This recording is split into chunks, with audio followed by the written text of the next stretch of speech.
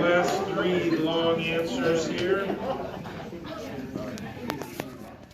Before we get to the speed date, as it's been called.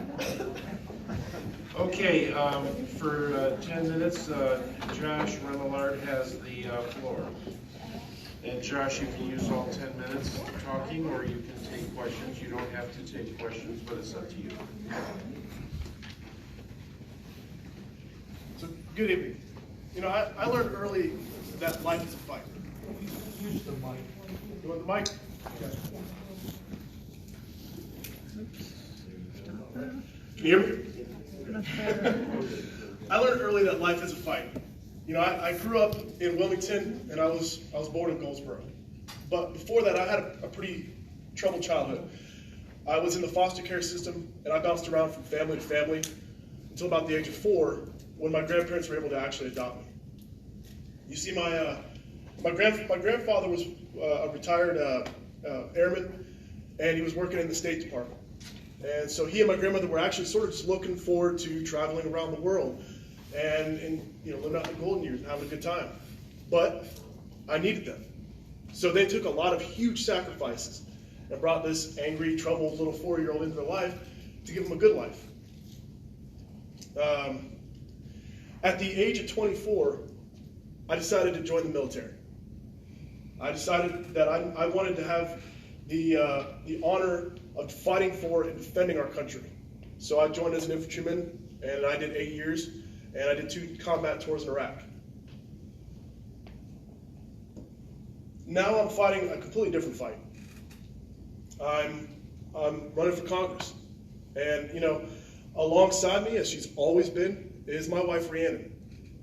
And we've been blessed in Canton. We've made a home in Canton. We've been blessed with 2 miraculous, amazing little girls. Guinevere is 3 years old, and we just put her in daycare.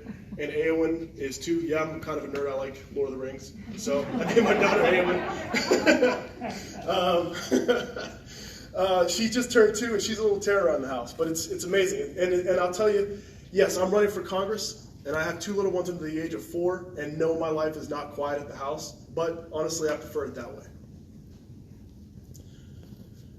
You know, this campaign, we're dealing with someone who should just absolutely not be in office. And for me, January 6th was the day that I decided that I needed to get involved. You know, I was sort of milling about the house, watching TV, and then I look up and I see Madison Cawthorn up there telling people that there's a lot of fight in this crowd, and he likes it, and let's go ahead and take our nation's capital. I'll tell you what, I lost several battle buddies when I was deployed. I lost a really good friend of mine back home due to PTSD. And every single one of these soldiers, and myself, we all accepted the consequences to our actions to defend this country. So watching that little turd, go up there on stage and treat it like a reality TV show, I could not stand by anymore. That was the line in the sand. When Madison Cawthorn was elected, he was supposed to fix our broken system in D.C. That's what he was elected for. Instead, what has he done? He's gone up there on Fox News chasing celebrity a la Trump, and he's posting videos about himself, smoking cigars, you know, as I said before, doing his husbandly duties. Nothing he has done has been for the service of Western North Carolina.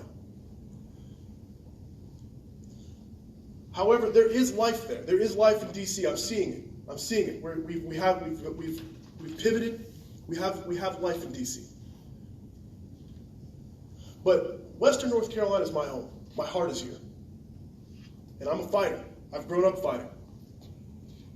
And so I'm going to fight to make Western North Carolina thrive on healthcare, jobs, and education, because we deserve a fighter who will actually go to the wall for us, fight for us, to give us the things that we actually need, and quit playing around, chasing celebrity, and just overall ignoring us. So, as I said, you know, I've grown up a fighter. My whole life has been a fight. I welcome it. It's normal to me. But I'm a Democrat running in Western North Carolina. Okay? And just like liberating villages in Iraq, it can't be done alone. So I need your help. And I would be absolutely honored to have you fight alongside me as we take back our district. I want to thank you guys so much, and I look forward to your questions. Josh, one question given to me. How will you be unconditionally positive influence? How will you be an unconditionally positive influence representing a party that cares about the well-being of all Americans within an attack-oriented political environment? How will you be positive in an attack-oriented political environment? I love that question because it's important, right? We're going to be faced with constant negative attacks from the right, constantly. They want to call us socialists. We're tearing up the country. We're indoctrinating with liberal indoctrination in our schools. Whatever the case is. I think, and I've learned this when I was in the Army. I learned this when I played football, when I wrestled. I learned this just throughout my life, period, and when I volunteered. You need to either put up or shut up. So if you want to do good in your community and you want to be a positive impact in your community, you have to be different than what you see. You have to be out there engaged in the community, rolling up your sleeves. I did that when a couple years ago when I moved here. I helped out Mountain True. I helped them stake the banks, clean the river of Mud Creek. And as I said, I helped out Aura Homes. Homeless female veterans, which is quickly on the rise in Henderson County, I got down and helped them out because I could not stand to see my fellow sisters in arms in trouble. I went to Brevard and I helped build a skate park out there because I wanted to help with the kids that needed somewhere to go. As I said before, if you're a representative, or if you claim that you want to represent somebody, if you claim that you want to lead people, if you claim that you want to serve a community, then get down on the ground where the rubber meets the road and help your community. That's how I think that we demonstrate a positive message. Good. And if I could just, was it Pat? If I could answer the military and police question just real fast. I think that there is an issue with the amount of stress that our police force faces. I think that we put too much on our police force. So I think that, why don't we remove some of the aspects that they're faced with, and make them their own departments and their own individual segments that they can have their own sovereignty and work their own problems. I think that what we should do is take some of the issues with drug abuse, with opioid issues, and turn those, instead of criminal issues, turn those into issues of rehabilitation. So people aren't afraid to go to the cops, or they're not afraid to step out their door and go seek help anymore. I think that's a big issue. And that sort of leads into the issue with veterans. I face that very personally. One thing that the Army does for veterans is it says, okay, you've got 3 weeks. You got 3 weeks. You're getting out of the Army. Fill out paperwork and get out. And then they just let you out. And you, especially if you're an infantryman whose job, I'm pretty sure that you guys all understand what that means. There's not really much room for you out in the civilian sector. They train you to do one specific job, and then they just cut you loose out in the sector. They cut you loose out in the civilian sector. So there needs to be some way for military members to transition better out of the military. There needs to be some way for us to translate what we have as hard and soft skills when we get out into the job sector, so we don't feel a sense of loss, so we have a sense of mission still when we get back out into the world. So I think that's a very important thing that I definitely, absolutely want to address. In regards to rural broadband, how would you help West North Carolina in that aspect? That's a good question. Rural broadband, it's hard to set up rural broadband in a big mountainous rural district like Western North Carolina. You've got mountains. I think Haywood County has the most mountainous peaks out of the entire Western North Carolina, I believe. That's hard. It's hard to set up lines for rural broadband out there because, unlike urban cities and so on, you can easily spread cable out and just be on your way. Out in mountains, it's difficult. I think what's necessary is investing, like everyone else has said here, is investing in a rural broadband system. One strategy that I've looked into is running cables, broadband cables, along with TV cables, up telephone poles, put out your router or your modem or what have you on TV or telephone poles, and then spreading it out to the local little areas around you. That's going to take some money, but I think that's what we need to do. trying to bounce signals off of satellites is, I mean, I had Viasat for the longest time, and that thing, it's not fun by any stretch.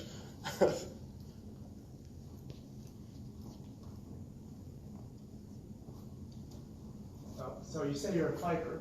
I'd just like to know what kind of experience you have building consensus with a wide range of people with whom you may not agree. One of my other, I guess it was a benefit of having lived with my grandparents, having raised with them around the world.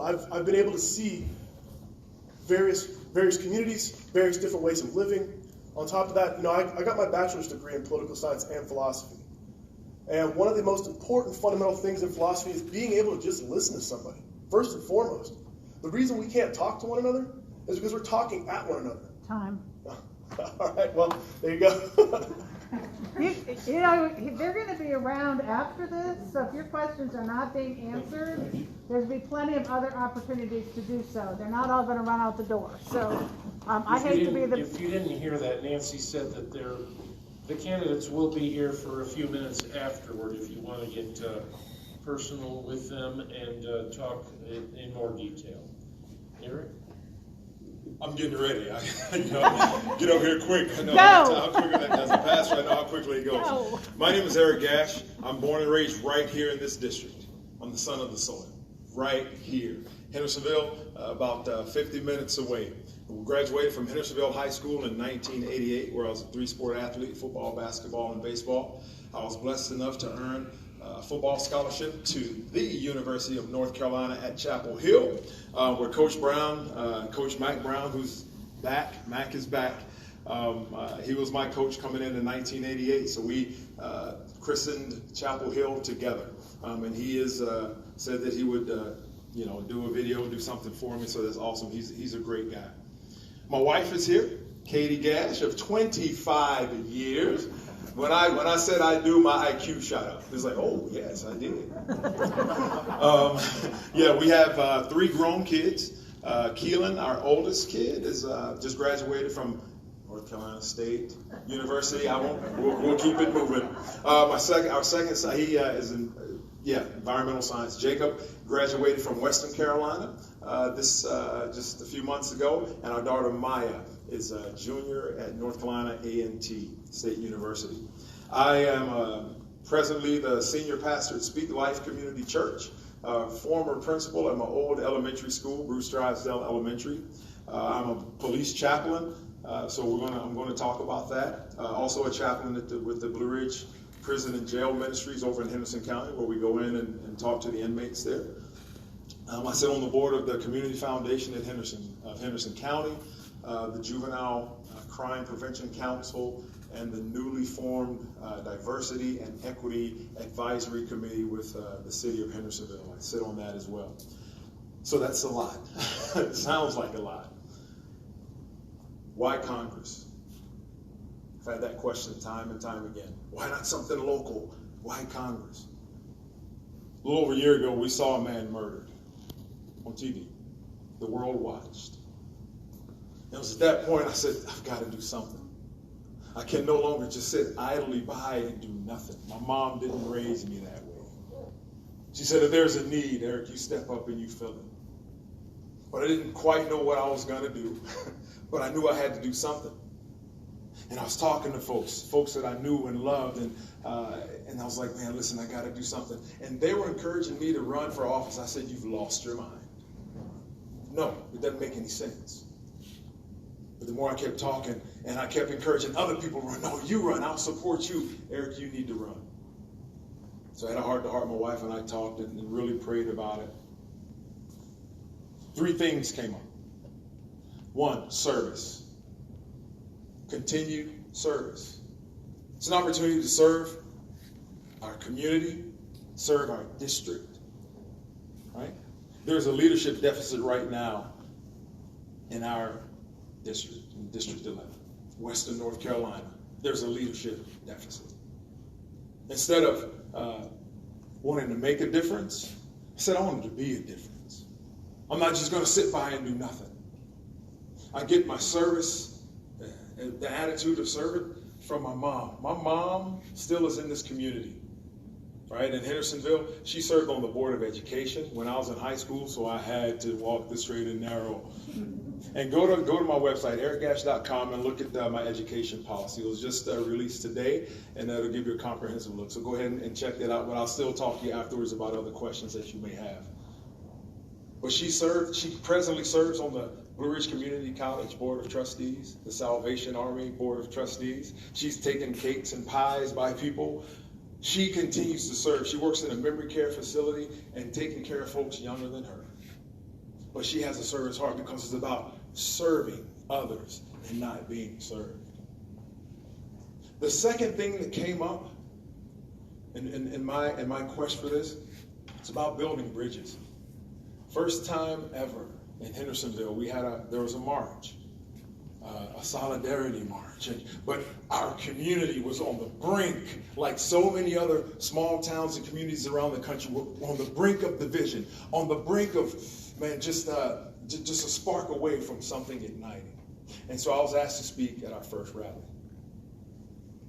And I had an opportunity. I could have either gotten up and spoken from a place of, forget about the police, we need to do this, we need to riot, we need to do all these things. I did not do that. I stood up and I took that opportunity to bridge the gap, to build those bridges, not just with our law enforcement, first responders. The rally took place at the police department. We had to walk to the courthouse. And I want to tell you about two groups of people that I saw along the route. One, I affectionately call them the long gun posse. They had long guns and they're dressed in fatigues from head to toe. And we walked by them, and I had visions of Wallace and down in the segregated South. And I thought to myself, why are you there? I saw somebody standing with them that I knew. And I called them later that day. And I said, hey, I want to talk to these guys. He says, all right, Eric, we'll set it up. On that Tuesday following that march, myself and a few guys from church, we were sitting in their gun shop. And I said, hey guys, how you doing? My name is Eric Gash. This is who I am. This is what I do. This is what I'm about. This is why I was there. Who are you and why were you there? Come to find out, we had some things in common, right? They said, Eric, man, we heard that this was going to happen, and that was, we had your back. The police and the sheriff knew that we were going to be there. And I said, wait a minute, you guys were there to do what? They said, we believe you should have had the opportunity to speak and do what you wanted to do. We were there just to be a deterrent. And I said, what? Long short of it is, a few of those folks, the gun owner, the guy that owns the shop, started coming to our church. He and his wife and a few guys, man, we fellowshiped together. See, I wasn't afraid. The things that we had in common, they too were concerned about jobs in the economy and health care. They too were concerned about the environment and clean water, fresh air for these beautiful mountains that we live in. They were concerned about those same things. We found that common ground. See, I didn't let our differences and my own prejudices keep me from reaching out to those guys. I'm not intimidated by them. Not at all am I intimidated by them. There was another group of folks. As we got down to the courthouse, they had on their motorcycle colors. And in the name was the word Confederate. So imagine kind of where that goes. And I said, you know what? I want to talk to them as well. See, I'm not intimidated. I'm not scared. So that Saturday, a week after the march, guess what? We had 8 of them come to our church. And me and a group of guys, we sat down and we had a conversation. And you know what I said? Hi, my name is Eric. This is who I am. This is what I'm about. This is why I was there. Who are you? Why were you there? Right now, we didn't have as much in common as you might imagine. But you know what? You know what we did have in common? They too wanted fresh air, clean water. They were concerned about jobs and economy. So we found the common ground. I didn't let my preconceived notions, my prejudices, stop me from reaching out to them. Reaching across that aisle. I know they don't believe like me or think like me or look like me, but we cannot allow that to keep us from having a conversation. Just because we don't agree on everything It doesn't mean we can't sit down and have a civil conversation, break bread, have a meal together. We have been married for 25 years, been together for 26, and I can tell you we don't agree on everything. But I still love her, I still appreciate her, and we still sit down and eat, and we love and embrace each other. Why? Because that's what we're supposed to do. We're supposed to give people the benefit of their humanity. We have to. Because we're all part of the same land. The third thing, I believe government needs to work for families, for working families. Right? Now, I wanted to get to the question about law enforcement because as a police chaplain, I spent 1 week in Charlotte on a police chaplain training program to where I could see behind the veil of law enforcement. And when I sit on ride-alongs and I go with these guys, we have honest conversations. And they say, Pastor Eric, listen, don't think less of me. I said, brother, that's why I'm here. Let's talk. So I saw behind the veil of law enforcement. I said, you need to see behind the veil of Black America and Brown America to see what we're going through as well. And so as we're going to be here, like I said, I'm a preacher. I'll take a long time. I want to connect with you, right? It's about us working together and building that broad coalition, and that's what I've been able to do. Folks across the aisle have reached out to me and says, Eric, I'm voting for you. I'm switching my affiliation. I met with a fire chief. He says, I'm switching my affiliation, and I'm going to encourage other people to do it so that we can vote for you. Thank you for your time.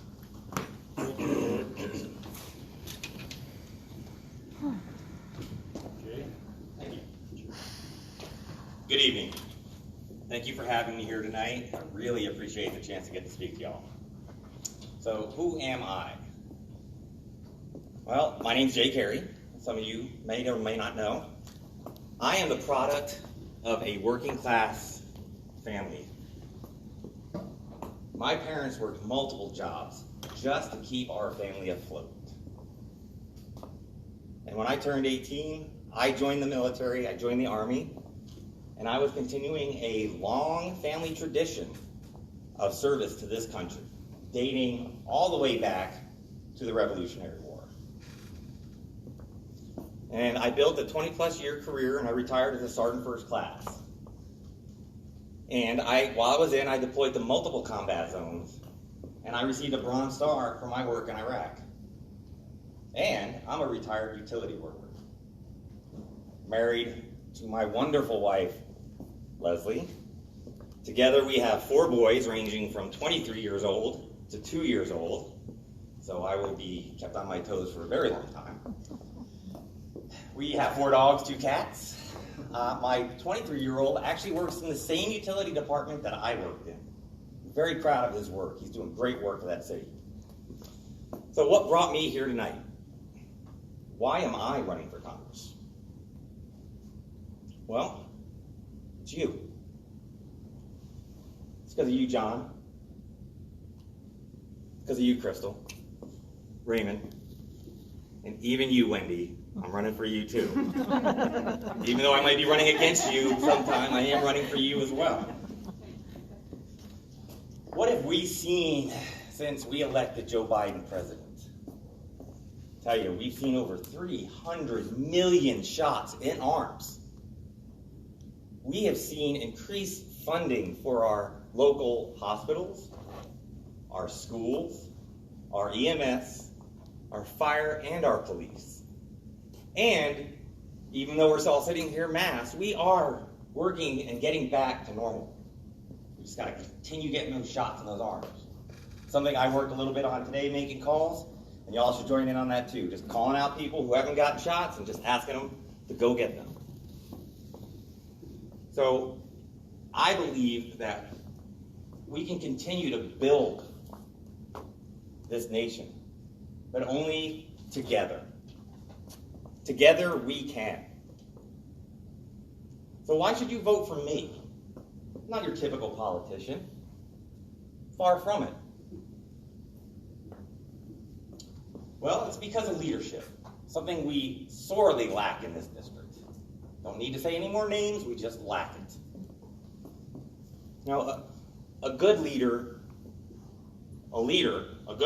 definitely knows that they don't have all the answers, and I do not have all the answers. but I know how to bring the right people together and find those solutions to those complicated problems. Because none of these issues we face are simple, but they can be overcome, and they can be overcome together. So let me be clear. Together, we can build a more perfect union. Together, we can provide a living wage. Together, we can save this environment. Together, we can provide affordable health care and effective mental health care. So I firmly believe that together we can. I want you to say it with me. Together we can. 20 years on a tank, I don't hear so well. You don't have to bring it up. One more time. Together we can. I'm Jay Carey, and I'm asking for your vote. Thank you. And I'm going to stay on the microphone answering questions. All right. Pat, I'm going to answer the first. I'm going to take the easy one first. The military, no brainer. I support the military. I support veterans. I am both, have been in the military, and I am a veteran. My father is a veteran. My grandfathers are veterans. Okay, I 100% support the military in every endeavor, and we do need to fix our VA system for our veterans. One thing I hear when I talk to those people that work in that VA system when I go there is that they need better leadership. That's what they're asking for. They're not asking for more money. They're asking for better leadership, better systems. Systems that make sense, not systems that don't work together. A nurse has one, a doctor has another, and the scheduler has another. That's what I'm hearing. On your question about police, defunding the police, completely wrong message. Refunding the police. We need to refund, reallocate the funding for our police. Increase funding where it needs to be. Better training, more training. And we need to set up those special task forces to deal with those non-violent instances where it more than likely is a mental health issue. I hope that answers your question. If not, please get with me afterwards. Any other questions? Yes, Wendy? As a fellow veteran, how would you improve the VA system? And also on a side topic that's with that, Cawthorn voted against contraception for women in the VA system. Would you have voted for that? Well, of course you would vote against that, because that makes sense. It makes sense to have it, it makes sense to provide it. Women's health issues in the VA are sorely lacking. This is what I'm told. I don't have first-hand knowledge of this, but I am told that you are lacking proper care. You don't have everything that you need to be fully seen at the VA, and that's criminal. Our women serve right alongside with the men. There is no more separation. I led men and women in battle. Okay? The VA system, I don't have an answer on how to completely revamp it. I do know that it needs better leadership. We need to get the right people in the right places, in the right place, and get them to implement the new systems that need to be in there.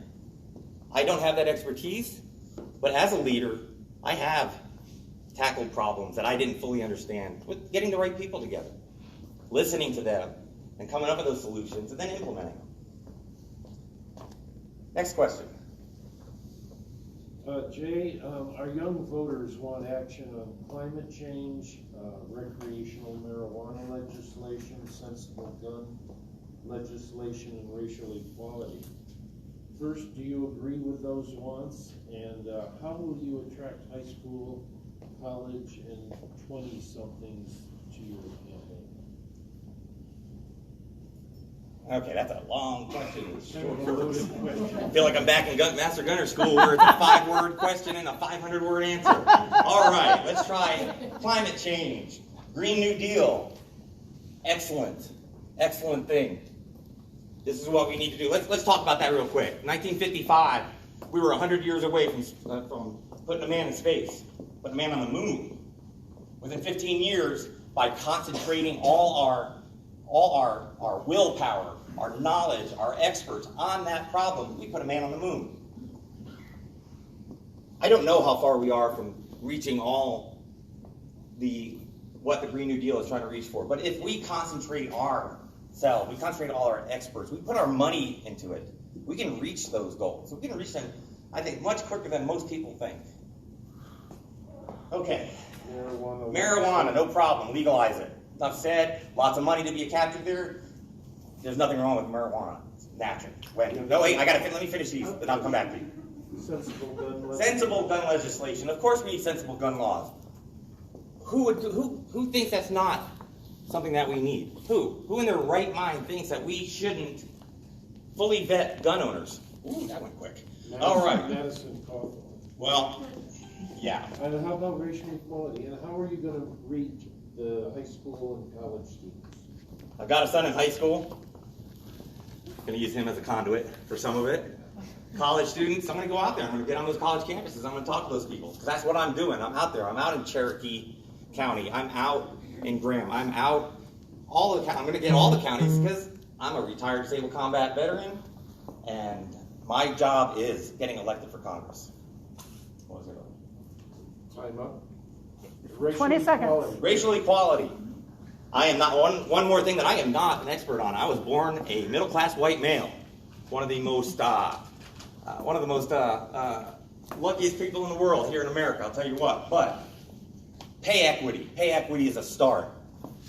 We need to pay people the same for the same work, regardless of who or what, sex, religion, whatever. That's it, pay equity. You pay that person the same as you pay that person next to him. Time. That's it. Thank you.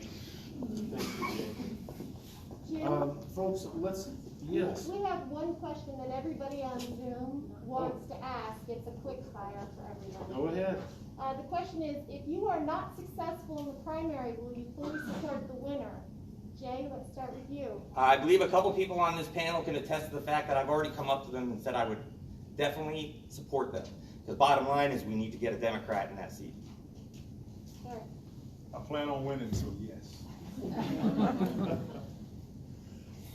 Yes, we're all working for the same thing up here. And whoever makes it through the primary, that's the person that gets the support. 100%, absolutely. Democratic Party's put on some phenomenal, talented, and qualified candidates, and they have my full support. To defeat Cawthorn, it's critical that the Democratic Party is united and sets a big, big tent for people to come into. So I'm ready to do the work every step of the way, and I'm planning for it to be me in the general. Yes, I plan on supporting and organizing around the winner, if that happens not to be Bohouse. Well, let's give them all a round of applause.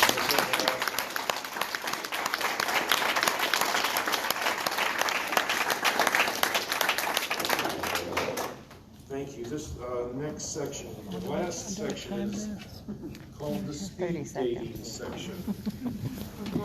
On this one, the candidates are going to be given 10 questions, 2 at a time, grouped in 5 sections, 2 at a time. I will read each question. They will get 30 seconds to answer them. Write down their answers on the pieces of paper given to you, and I'll go through and read them out. Okay, question number 1. You have 30 seconds for both of these. 30 seconds. 30 seconds. No pressure. Yes, dear. How many counties are in District 11?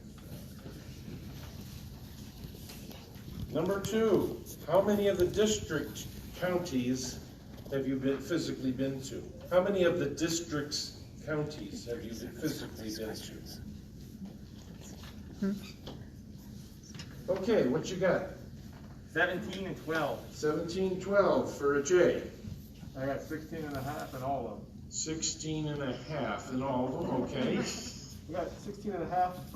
16 and a half and 5. Yes, it's 17 or 16 and a half, depending on how you want to split the difference, same. All of them. 16 and a half. Oh, I see. I got you. Rutherford's a I'm partial finally county. catching on with that 16 and a half. 17, 17. and I've been to all of them and excited to visit again as we're campaigning. Bo? 16 and a half and 16, okay. Second question, the second set of questions. What's your favorite color? I didn't come up with these questions, folks, but it's interesting anyway to get to know the folks. Do we need to write big enough to show, or we just call it out? I'll just call them out. And the second part, what is the last fiction book you have read? Last fictional book you have read? That'd be a tough one. I'm not a fiction reader myself. How about last book you've read? Fiction or nonfiction? Time.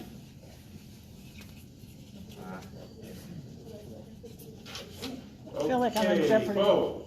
You need them, Sky Blue. Sky Blue. And still reading it, but Undoing Drugs. Undoing Drugs. Fits your Work. work, doesn't it? Carolina Blue, of course. Go Tar Heels. Harry We just read the first Harry Potter book to our 7-year-old son, Calvin. Cool. Katie. The color blue, and the last book that I read was Our Time Is Now by Stacey Abrams. Okay, thank you. Obviously, a bunch of Democrats up here with that color. Go ahead. Blue, but I guess infantry blue. And because I'm a philosophy nerd, the Socratic dialogues. Good for you. Heavy duty. Eric, Eric. Carolina Blue. And Born Crow and Light by my buddy Andy Jenkins. Oh, Great read. Jay? Blue. I don't I'm not selective. Blue, just blue. Your Okay. blue, my blue, all blue. Llama llama, Oh. night pajama. My 2-year-old. Reading to your little one. Yep. Okay, third set of questions, 30 seconds. What is your favorite comfort food?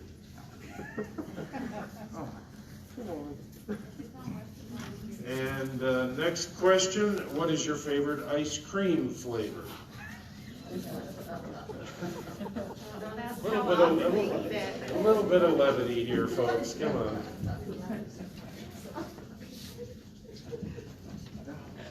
Oh. Well, ice cream. So Oh, ice cream's your favorite. I still got time. We got 3 more seconds. Oh, fancy. Go. Okay. Ice cream and then vanilla or strawberry. Okay. Comfort food, Mexican food, and candy. Can't choose between those, and then cookie dough ice cream. Good for you. Comfort food is any sort of potato.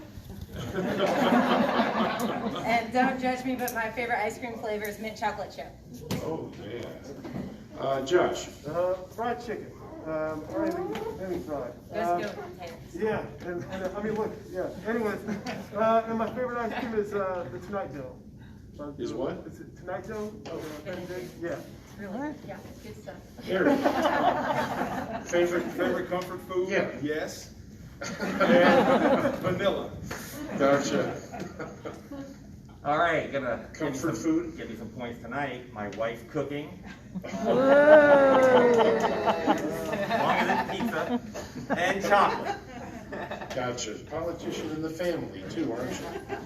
Okay, here's an interesting one. If you could have coffee with any living politician, who would it be? Any living politician, who would you have coffee with? And give me a one subject that you would talk to that person about. Give me one subject that you would talk to that living politician about.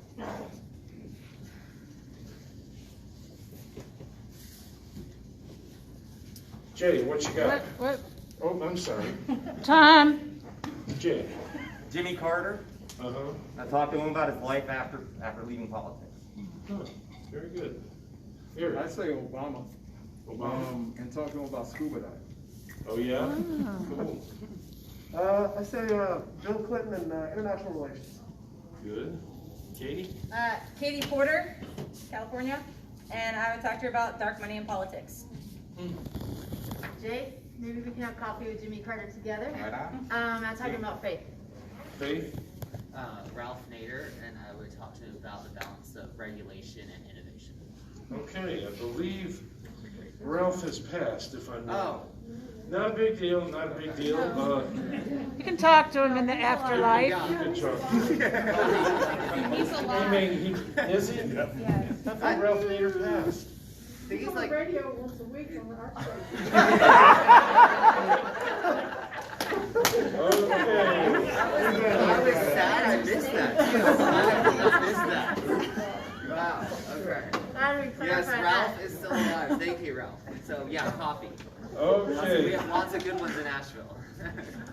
Okay, it was going so well. Here we go with the last one.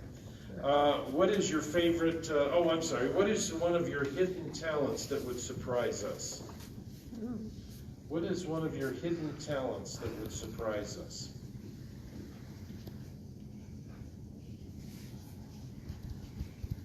Followed by, what is your favorite outdoor activity?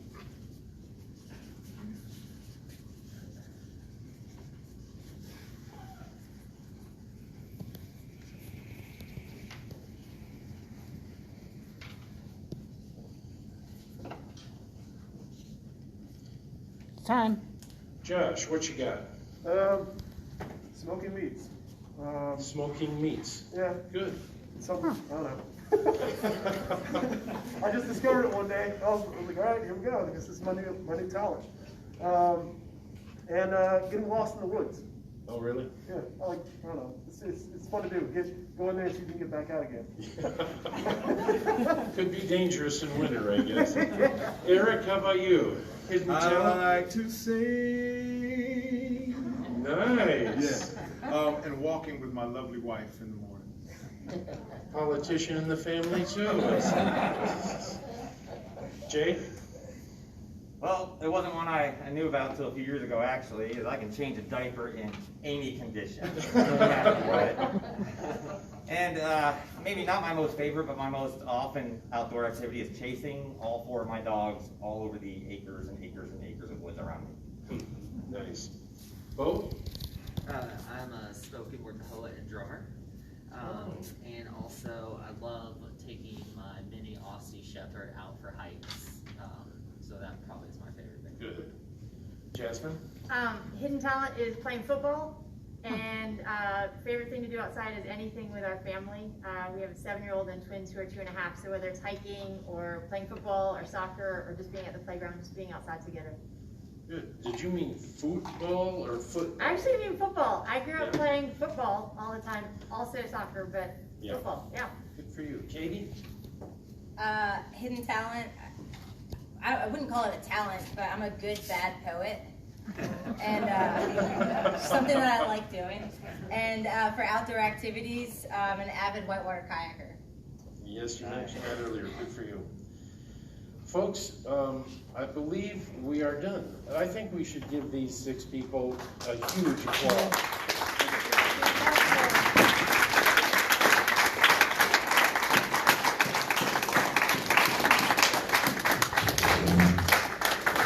And don't forget, if you want to stick around and ask them a few